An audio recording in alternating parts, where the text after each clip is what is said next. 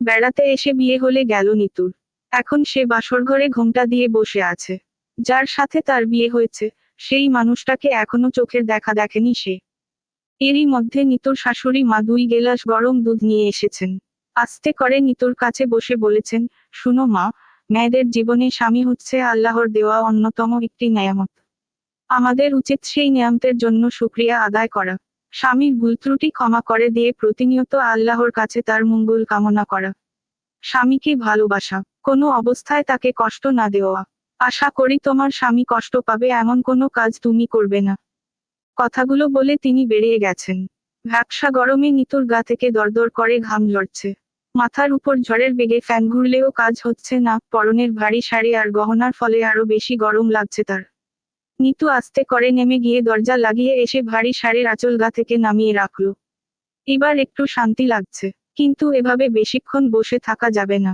জাফর এলেই দরজা খুলে দিতে হবে। নিতু 25 পেরিয়ে 26 বছরে পা দিয়েছে মাত্র। এখনই ঘর সংসার করার ইচ্ছে ছিল না তার। ব্যাপারটা সবাই জানতেন। আর জানতেন বলেই বাবা মা আজ বেড়ানোর কথা বলে নিতুর বিয়ে দিয়ে দিলেন। যদিও নিতু খুব কান্নাকাটি করেছে, এতে লাভ হয়নি। কারণ তার বিয়ে অনেক আগেই ঠিক করা হয়েছিল। তখন তার বয়স মাত্র 1 মাস। থাক সেসব কথা। নিতু কোনোদিন ভাবতেও পারেনি যে এতকাল আগে দেওয়া প্রতিশ্রুতির জন্য বাবা তার জীবনের এমন 12টা বাজিয়ে দেবেন। জানলে সে কোনোদিনই বাবার মিষ্টি কথায় ধেই ধেই করে এখানে চলে আসতো না। বাবা যখন বেশি বেশি কেনাকাটা করছিলেন আর সব আবদার এক কথায় মেনে নিচ্ছিলেন তখনই বোঝা উচিত ছিল। কিন্তু নিতু আস্ত একটা বুদ্ধু। বুদ্ধু না হলে কেউ এমন পাতা ফাঁদে পা দেয়?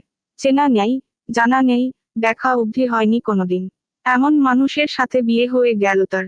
এখন যদি লোকটা খুব বেশি খাটো হয়, যদি কাকের মতো কালো হয়, কিংবা যদি লোকটার ইয়া বড় একটা ভুঁড়ি থাকে, তখন কি হবে? চিন্তায় আরো বেশি ঘামতে শুরু করেছে নিতু। এবার ঠোঁট বাঁকিয়ে পুরো শাড়িটাই আলগা করে রাখলো সে।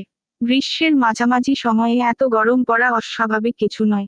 তবে নিতু এত পরিমাণ ঘামা মোটেও স্বাভাবিক হতে পারে না। এমন সময় সে একেবারেই ঘামেনি এমনটা নয়। কদাচিৎ ঘেমেছে। তবে আজ তা মাত্রা ছাড়িয়ে যাচ্ছে।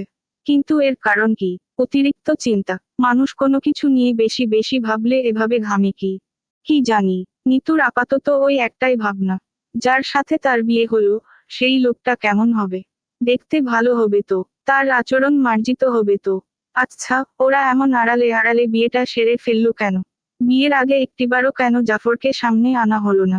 কি কারণে শাশুড়ি মা এত সব কথা শিখিয়ে গেলেন? Is there any problem?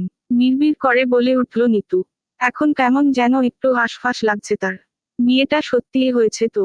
Zafar নামের কোনো মানুষ সত্যি সত্যি আছে তো? না কি নেই? থাকলে এত রাত অবধি বাইরে কেন? ঘরে নতুন বউ রেখে বন্ধুদের সাথে আড্ডা মারবে না নিশ্চয়ই। তাহলে? নিতুর খুব খিদে পেয়েছে। সেই কখন খাওয়া হয়েছিল মনে নেই। এখানে আসার পর থেকেই তো বিয়ের তোড়জোড় শুরু। সবাই খাবার পেলেও নিতুর কপালে কিছু জোটেনি। খিদের পেট চোচো করছে। আর ভালো লাগছে না। নিতু অতিশয় ক্লান্ত, চোখ দুটো একবার বন্ধ করে আবার খুলতেই টেবিলের উপর রাখা দুধের গেলাস চোখে পড়ল। সঙ্গে সঙ্গে যেন পেটের খিদে দ্বিগুণ বেড়ে গেল। সে জিভ দিয়ে ঠোঁট ভিজিয়ে একটি লোভী হাত বাড়িয়ে দিল গ্যালাসটার দিকে। এক চুমুকি পুরোটা দুধ শেষ করে গেলাস রাখতে গিয়ে অপরটিতে নজর পড়ল তার। সেটা জাফরের জন্য বরাদ্দ জেনেও তার লোভ হলো। এক গ্যালাসে পেট ভরেনি। এই ঘরে পানীয় নেই যে খেয়ে তৃপ্তি মেটাবে। সুতরাং বাকি দুধটুকুও সাবার করল সে। তারপর লম্বা হাই তুলে ঘড়ির দিকে তাকালো। দূরের দেয়ালে ডিম্বাকৃতির অ্যানালগ সিস্টেমের ঘড়ি ঝুলছে। 1:17 নিতুর বিরক্ত লাগলো খুব। এই কেমন মানুষকে বিয়ে করেছে সে? ঘরে নতুন বউ রেখে এত রাত অবধি বাইরে বসে আছে। ধুর, এদিকে চোখে ঘুম জড়িয়ে আসছে তার। ঘুমিয়ে পড়ার পর এসে ডাকাডাকি করলে দরজা খুলে দেবে না সে। কিছুতেই না। এই তার এক সিদ্ধান্ত। সে বড়জোর আরো 10 মিনিট অপেক্ষা করবে।